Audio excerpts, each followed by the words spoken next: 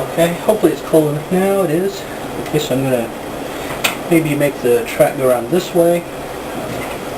So there again, it's some more threading the wire through. So let's do that.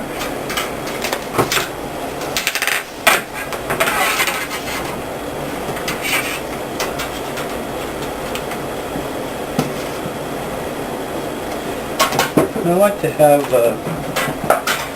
very little bit of track on the back side because it just seems like you might be running into a wall if you had this sculpture sitting on a table behind something.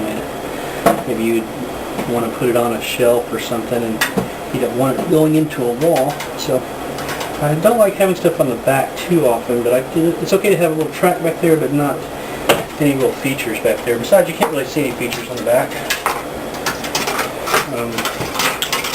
So I can try to keep it off the back as best as possible. Alright, so now kind of thread the wire through some more, and hopefully I can get this wire to behave. And you can see it kind of got a little twist, and I try to make it look as acceptable as possible. Twists are okay as long as you don't have it looking too ragged. It's going to be a really tight turn back here, so I want to have a real good bank.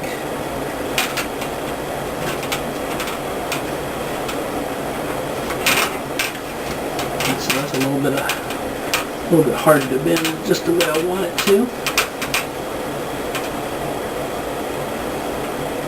And then we bend this around.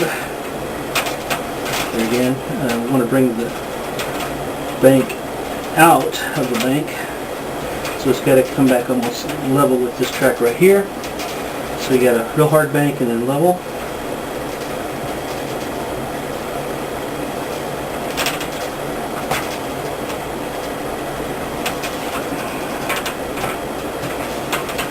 And I want to make sure that there again that the track separation is, or the gauge I guess, is still about right for the marble, so I want to keep that going.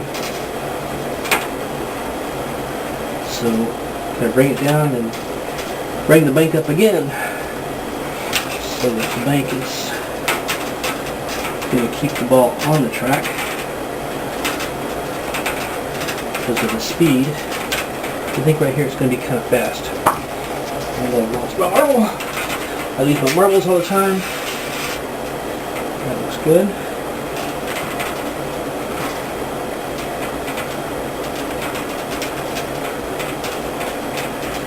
Okay, yeah, I want to get the wire just where I want it to be, so that when I build the little stanchions, the little supports that hold the track up, that won't have to bend the track any. That looks good to me. So let's build a stanchion. And you can see I've got some extra wire over here. Let's go ahead and use that up. And I can start it from this side. It already has a hook on it. That's kind of convenient. I don't like to get too close, so I'm going to build a little bend. I don't know if you can see what I did there, but I built this bend here so that I'm further away from the track when I solder it.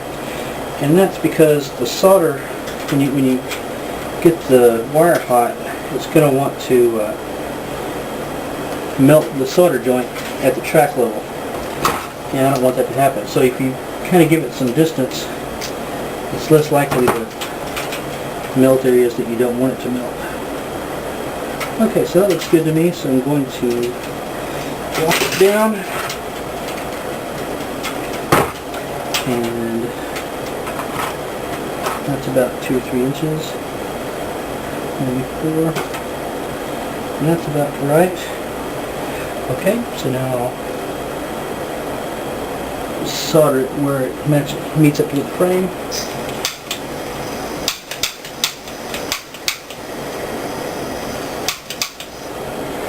And why that doesn't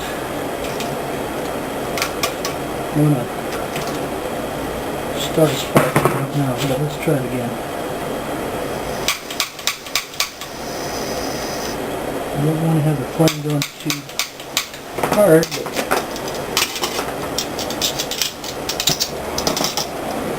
kind of silly to have an automatic starter that doesn't start.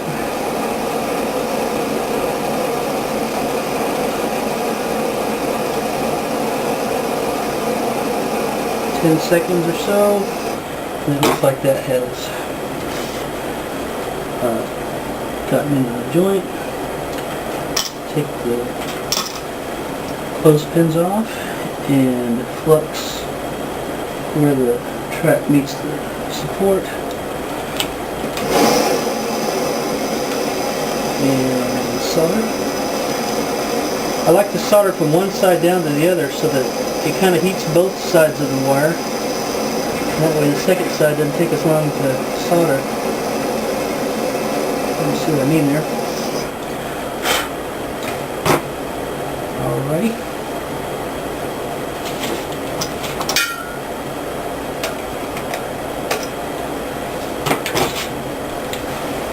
It's now while we wait.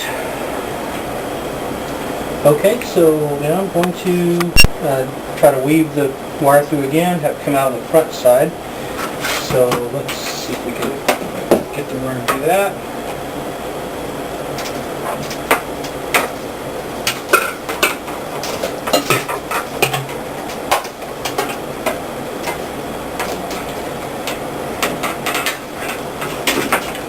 Okay, so that's one. You can see how kind of wieldy, you gotta be careful not to poke your eye out. Get this one to weave through. Poke anybody else's eye out for that matter, I guess.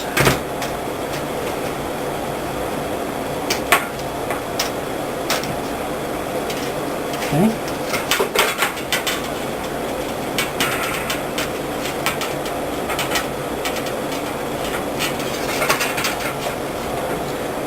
Now we've got the track going through yet again. I want to have a real slight bank. Keep the track looking interesting. So I have a couple of nice little bends in there that maybe somebody somewhere will notice that. I think it's kind of cool. You know I do.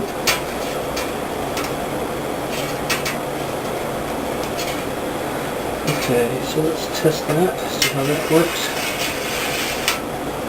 Okay, obviously that did work. So we want to keep it going down, I guess.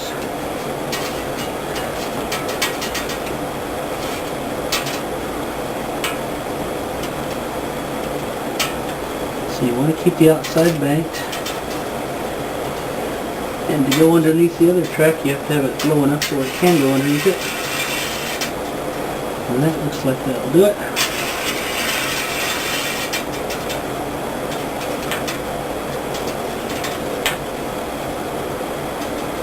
Okay. I think I like it so far. Just trying to make the slight adjustments to get out any kinks that there might be in it. Okay, I'm pretty happy with that, so I'm going to attach it, I think, on this side. So I still have some extra wire over here. I'll try to use it up so as not to be wasteful. There again, I'm going to make a little standoff so it's not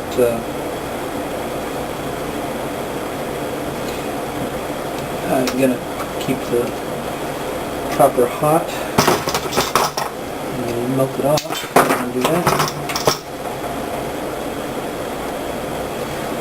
Put a little loop on the end so it doesn't seem sharp.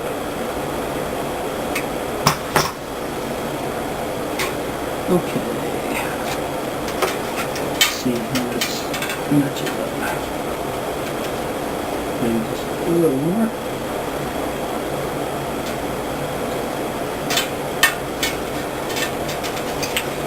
Okay. Okay, and it's looking pretty good to me.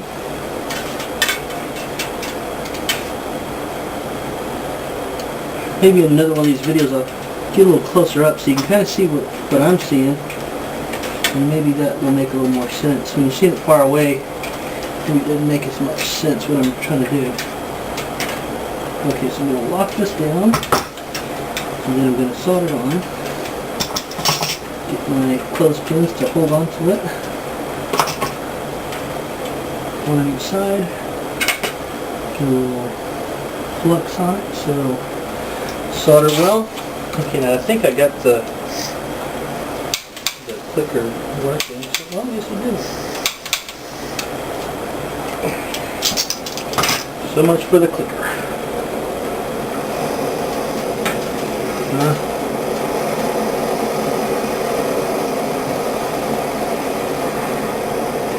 I don't know if you saw that green flame, that's kind of showing you the oxide come off of it.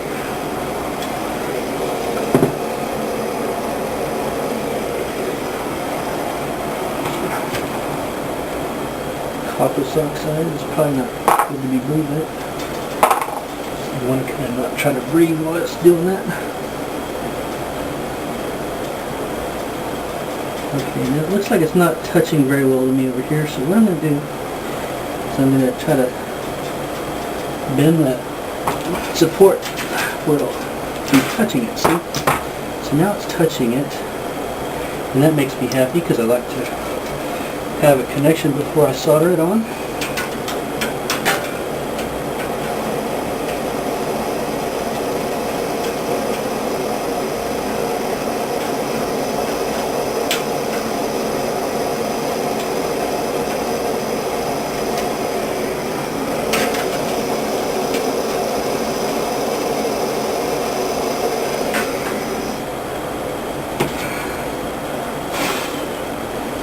Okay, another one done.